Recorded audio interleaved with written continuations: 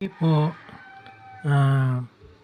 paalala lang po, deleted at saka yung hidden file ay magkaiba. Magkaiba po. Pero, meron silang similarities.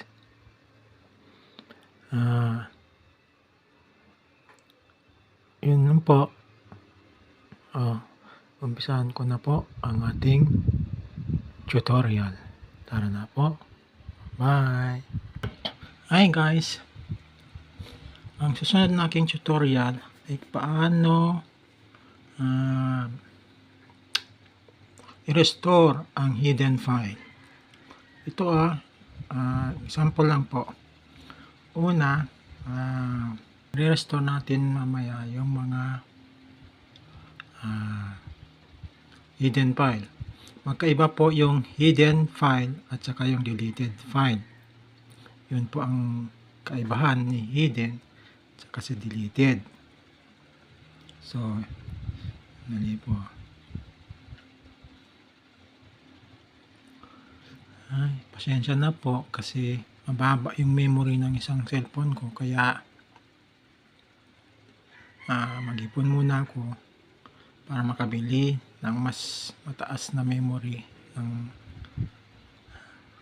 cellphone, kasi hindi na kinaya nung storage yung yung gumawa pa ng maraming video. Kaya ito na lang po, sa laptop na lang muna tayo. Ang init ng panahon, September na. Naku po.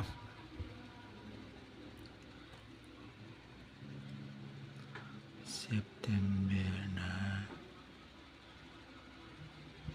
Ano ba yan?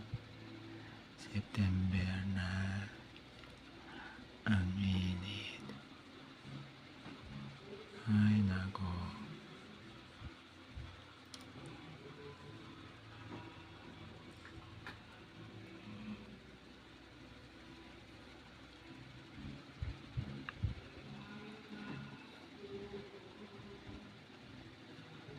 Ito po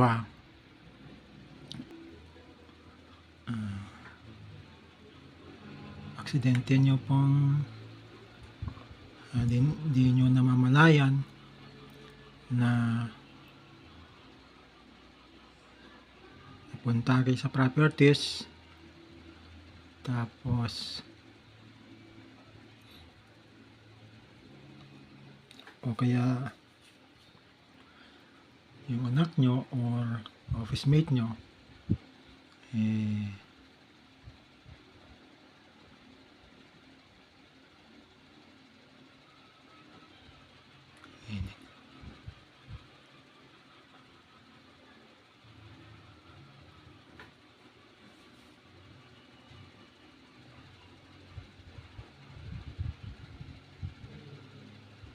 ito po ang pagkakaiba ni hidden file at saka si deleted.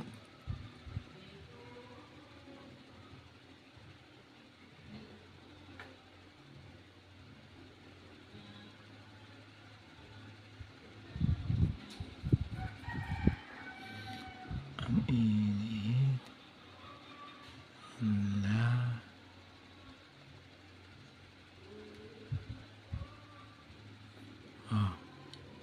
Nawala si Kwan na. Nawala si bayan pangalan nun.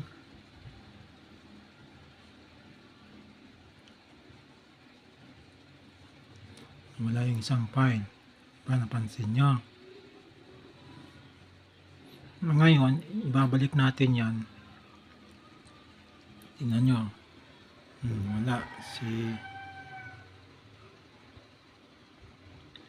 ang pangalan nung Kwan na yan.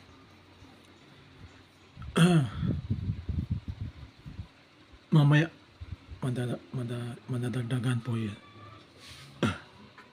Punta tayo sa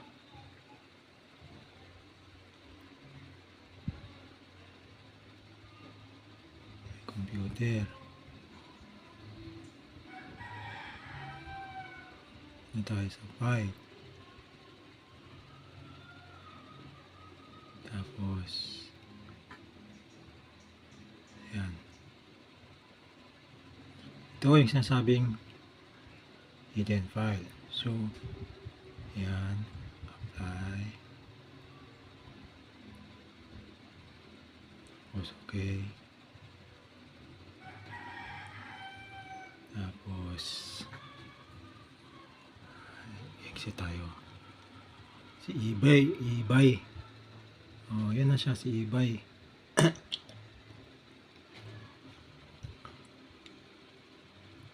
F1 natin.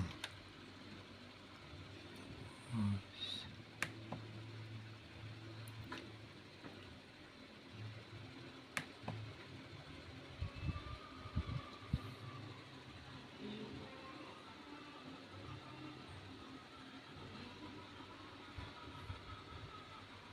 ang gagawin mo na lang, yan si eBay kasi naka-hide na siya. Ang gagawin mo lang ay tapos punta ka sa properties.